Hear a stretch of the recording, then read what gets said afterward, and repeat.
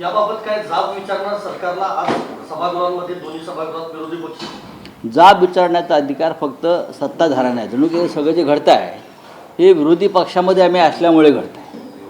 ते सत्तेत असल्यामुळे काही घडत नाही आहे. आम्ही विरोधी पक्षात आहोत म्हणून आमची जबाबदारी, आम्हाला प्रश्न विचारले जातील. आजही आम्ही त्यांना प्रश्न विचारलो तर आम्ही गुन्हेगार ठरू. काल संसदेमध्ये समाजवादी पक्षाचे एक सदस्य रामजीलाल सुमन यांनी एक साधा प्रश्न विचारला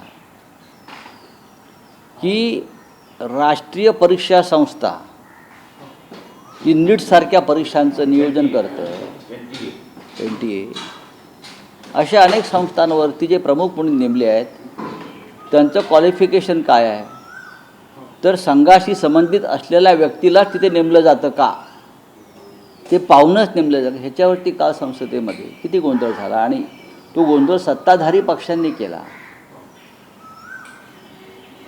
राज्यसभेच्या चेअरमॅनविषयी आम्हाला आदर आहे, पण त्याने एक वेगळी भूमिका घेतली.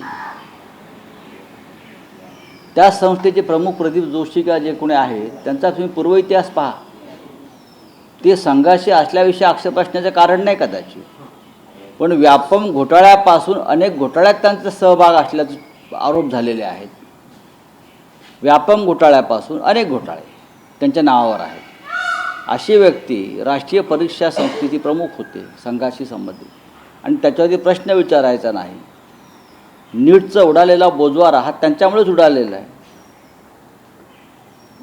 DRDO पुण्यातली, त्याच्यामध्ये एक संघाचे फार मोठे नेते प्रदीप कुरुलकर यांना पाकिस्तानची हेरगिरी करताना अटक केलेली आहे. त्याच्यावर प्रश्न विचारायचे नाही.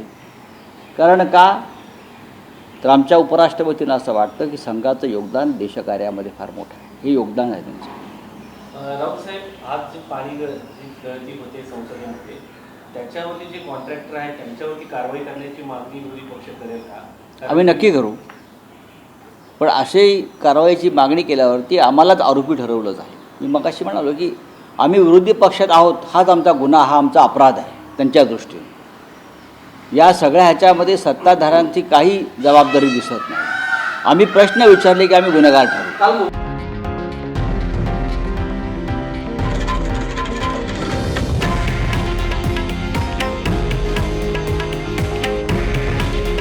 हे आहे देशातील नंबर 1 न्यूज नेटवर्क आणि आपण पाहत आहात TV9 मराठी. काळजी तुमची, हित महाराष्ट्राचं.